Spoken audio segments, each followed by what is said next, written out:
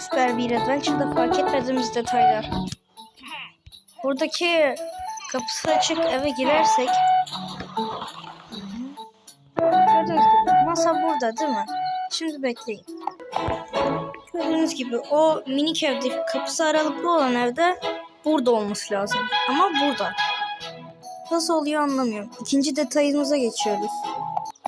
Eğer herhangi bir miğfer seviyesini takıp Kaplumbağa köyündeki camdan yanına gidersek miğfer kapanıyor.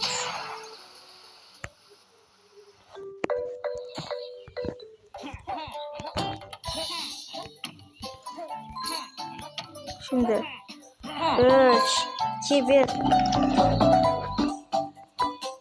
O kapanıyor. Kapanıyor.